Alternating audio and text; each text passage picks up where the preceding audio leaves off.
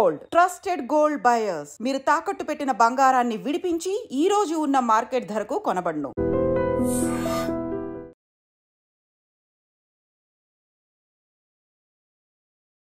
S-400 missile వ్యవస్థ most advanced టెక్నాలజీని భారతదేశం ప్రస్తుతం ఉపయోగిస్తుంది. పాకిస్తాన్ చేసినటువంటి దుశ్చర్యల తర్వాత దీన్ని ప్రముఖంగా ప్రయోగించాలని భారత్ డిసైడ్ అయింది. At the same time S-400 advanced system missile సిస్టమ్ని సుదర్శన చక్రం లాగా అభివర్ణిస్తున్నారు. ఎందుకని ఇది సుదర్శన చక్రం అయింది? దీంట్లో 360 డిగ్రీల్లో దీన్ని ప్రయోగించే అవకాశం ఉంది. 600 కిలోమీటర్ల డిస్టెన్స్ని కూడా ఇది టార్గెట్ చేస్తుంది. ఎట్ ద సేమ్ టైం దీంట్లో 3 వ్యవస్థలు పనిచేస్తూ ఉంటాయి. అందులో ప్రధానంగా రాడార్ వ్యవస్థ ఉంది, అండ్ కమాండ్ కంట్రోల్ సెంటర్ ఉంది, లాంచర్లు కూడా ఉన్నాయి. అంటే టార్గెట్ ఏంటి అనేది ఐడెంటిఫై చేస్తుంది, అది ప్రమాదకరమా కాదా అనేది కూడా గుర్తించగలుగుతుంది. ఎట్ ద సేమ్ టైం 600 కిలోమీటర్ల దూరంలో ఉన్నటువంటి టార్గెట్ను కూడా రీచ్ అవుతుంది. ఇక్కడ ఫైటర్ జెట్లు కావచ్చు, డ్రోన్లు కావచ్చు, హెలికాప్టర్లు కావచ్చు, మిస్సైల్స్ కావచ్చు, దేనినైనప్పటికీ ఢీ కొనగలిగేటువంటి సత్తా ఉంది. వాటిని కూల్చివేస్తుంది S-400. అందుకే ఇది భారతదేశ అమ్ముల పొదిలో అత్యంత ప్రధానమైనటువంటి ఆయుధంగా ఉంది. 2018లో రష్యా ప్రధాని పుతిన్ అండ్ భారతదేశ ప్రధానమంత్రి నరేంద్ర మోదీ ఢిల్లీలో కుదుర్చుకున్నటువంటి ఒప్పందం ప్రకారం $5.43 బిలియన్ అంటే మన భారతదేశ కరెన్సీలో 40,000 కోట్లకు పైగా వెచ్చించి వీటిని కొనుగోలు చేశారు. ఇప్పటికీ మనకి భారతదేశానికి 3 S-400లు వచ్చాయి. ఇంకో 2 S-400లను 2026లో భారతదేశంలోకి రాబోతున్నాయి. ఇప్పుడు జరిగినటువంటి ఈ ప్రస్తుతం ఉన్నటువంటి యుద్ధ వాతావరణంలో పాకిస్తాన్ 15 నగరాలని టార్గెట్ చేసుకొని మిసైల్స్ని ప్రయోగించింది. వాటన్నిటిని నిర్వీర్యం చేసింది S-400. ఇందులో ప్రధానంగా ఈ S-400 చేసేది డిటెక్షన్. ఎక్కడి నుంచి ఏ స్థాయిలో ఎలాంటి వెపన్స్ అనేవి వస్తున్నాయి, మిసైల్స్ వస్తున్నాయా, డ్రోన్స్ వస్తున్నాయా, వీటన్నింటినీ ఐడెంటిఫై చేయగలిగేటువంటి అతిపెద్ద వ్యవస్థ ఉంది. రిమెంబర్ 600 కిలోమీటర్ల దూరంలో ఉన్నటువంటి దాన్ని కూడా శత్రు విమానాలని, డ్రోన్లని వీటన్నిటిని కూడా ఐడెంటిఫై చేస్తుంది. అండ్ ట్రాకింగ్ వ్యవస్థ అనేది ఉంది.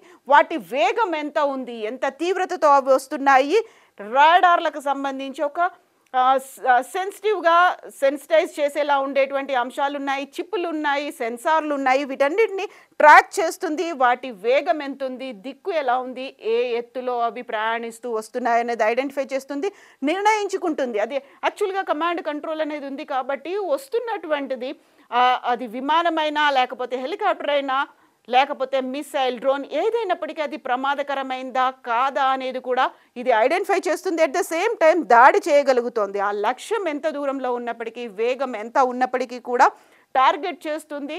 ఇప్పుడు మన భారతదేశం చేస్తోంది ప్రెసిషన్ స్ట్రైక్స్ కాబట్టి చాలా లక్ష్యాన్ని గుర్తించి మరీ అదే లక్ష్యాన్ని నిర్వీర్యం చేయగలగడం, అదే దీని కెపాసిటీ. మామూలుగా మిసైల్స్ అనేవి ఏదైనా ఉంటే పైనుంచి ఎయిర్ నుంచి అంటే ఆకాశం నుంచి టార్గెట్ చేస్తూ ఉంటాయి. బట్ S-400కి సంబంధించి చూస్తే సర్ఫేస్ టు ఎయిర్ మిసైల్ అంటారు, SAMగా దీన్ని అభివర్ణిస్తూ ఉంటారు. రష్యా దీన్ని తయారు చేసింది. ఇప్పుడు మనం వాడుతున్నటువంటి S-400 అన్నిటికంటే మించి సుపీరియర్ ఉన్నటువంటి లేటెస్ట్ టెక్నాలజీతో ఉన్నటువంటి మిసైల్ ఇది. ఇందులో 4 రకాలుగా మిసైల్స్ అనేవి ఉంటాయి. అందులో 400 కిలోమీటర్ల దూరంలో ఉన్నదాన్ని గుర్తించేది, 250 కిలోమీటర్ల దూరం, ఆ తర్వాత 120 కిలోమీటర్ల దూరం.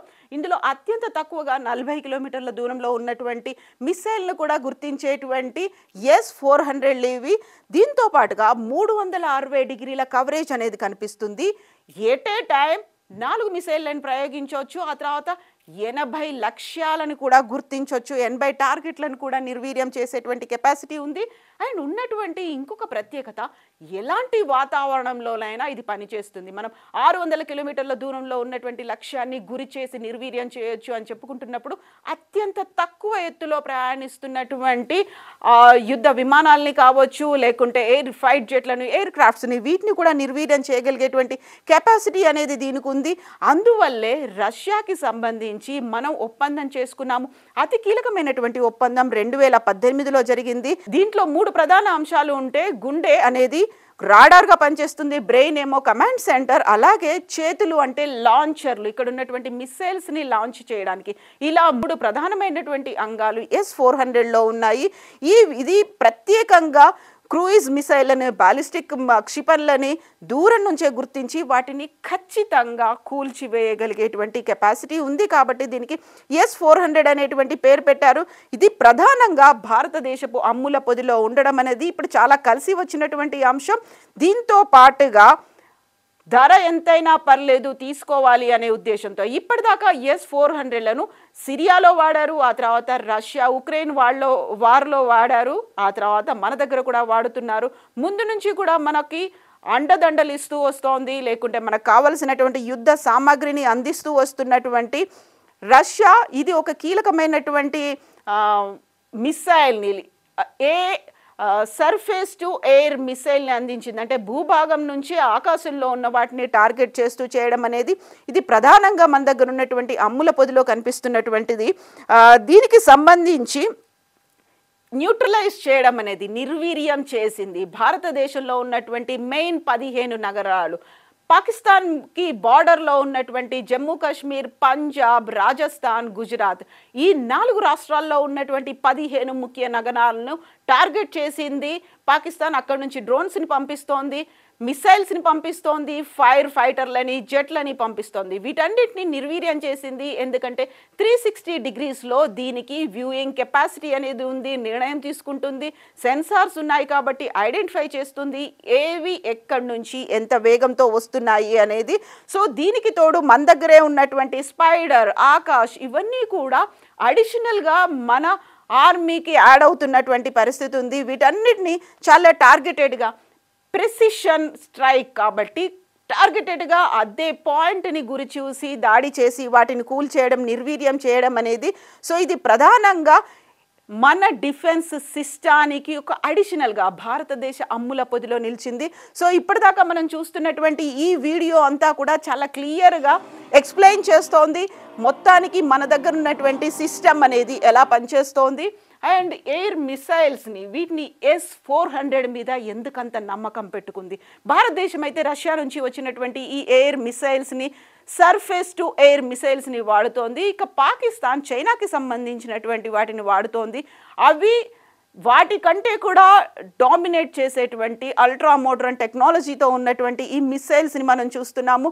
ఎంత ప్రిసైజ్డ్గా అటాక్ చేస్తాయి అనేది 360 డిగ్రీస్లో ఉంది కాబట్టి దీనికి సుదర్శన చక్రం అని పెట్టారు. డబ్బు ఎంతైనా ఖర్చు అయినా పర్లేదు, మనకున్నటువంటి డిఫెన్స్ సిస్టమ్ని బలోపేతం చేసుకోవాలి, బార్డర్స్ని సెక్యూర్డ్గా ఉంచుకోవాలి అనేది భావించినటువంటి భారతదేశం ఆర్మీకి ఫుల్ హ్యాండ్ని, ఒక ఫ్రీడమ్ని ఇచ్చింది, పూర్తి స్వేచ్ఛని ఇచ్చింది. 2 రోజులుగా రాత్రులు జరుగుతున్నటువంటి మిసైల్ అటాక్ని నిర్వీర్యం చేస్తున్నటువంటి S-400కి సంబంధించినటువంటి లైవ్ వీడియో ఇది రష్యా నుంచి మనకి వచ్చింది. ఆ తర్వాత 2026లో ఇంకో 2 కూడా యాడ్ అవబోతున్నాయి. ఇప్పటికైతే ఒక టెన్షన్ వాతావరణం అనేది అయితే కనిపిస్తోంది. అలర్ట్ చేశారు, ప్రతిరోజు, ప్రతి గంట, ప్రతి నిమిషం అలర్ట్గా ఉండాల్సినటువంటి అవసరం ఉంది. అండ్ ఇప్పటికీ కూడా సైరన్లు మోగుతున్నాయి. బట్ మన ఇండియన్ ఆర్మీ పిక్చర్ అభి బాకీ హే అంటూ దీంతో పాటుగా ఒక మెసేజ్ను కూడా రిలీజ్ చేసింది. అండ్ వాళ్ళు చేసినటువంటి ప్రెసిషన్ స్ట్రైక్ ఎలా ఉంది అనే దానికి సంబంధించి కూడా Indian army chief Manoj Naravane ఆధ్వర్యంలో ఈ ఆపరేషన్ అనేది జరుగుతోంది. త్రివిధ దళాలకి సంబంధించి మార్నింగ్ నుంచి కూడా రక్షణ శాఖ మంత్రి ఆధ్వర్యంలో మీటింగ్ అనేది జరిగింది. మినిట్ టు మినిట్ అప్డేట్స్ అనేది ప్రధానమంత్రి నరేంద్ర మోదీకి, అటు అజిత్ దోవల్, ఇటు త్రివిధ దళాల అధిపతులు కూడా ఇస్తున్నారు. సో ఇప్పటికీ మనకి సంబంధించినటువంటి ఎయిర్ క్రాఫ్ట్స్ని వేటిని కూల్చలేదు అనేది ఇండియన్ ఆర్మీకి సంబంధించి ఆర్మీ చీఫ్ కూడా వెల్లడించినటువంటి విషయాల్ని మనం చూస్తున్నాం. ఓవరాల్గా అయితే ఇది S-400కి సంబంధించినటువంటి ఇన్ఫర్మేషన్. నిజంగా ప్రస్తుతం ఉన్నటువంటి సమాజం దేనికి ప్రయారిటీ ఇస్తుంది? ఆర్థిక సంబంధాల చుట్టూ మాత్రమే తిరుగుతుంది. మళ్ళీ ఎన్నికలంగానే చాలా విరక్తి కలుగుతాం. మంచి అనిపిస్తుంది కదా, లేడీస్ కూడా ఛాలెంజింగ్ జాబ్స్ చేసినప్పుడు చాలా బాగుంటది. ట్రాఫిక్ అసిస్టెంట్స్ గా నియమించిన ట్రాన్స్జెండర్స్ అందరితో సాల్యూట్ చేయించుకుంటున్నారు. ఫుడ్ డెలివరీ ఇవ్వటానికి వెళ్ళినటువంటి డెలివరీ బాయ్ అనిల్ పై కళ్ళ ముందు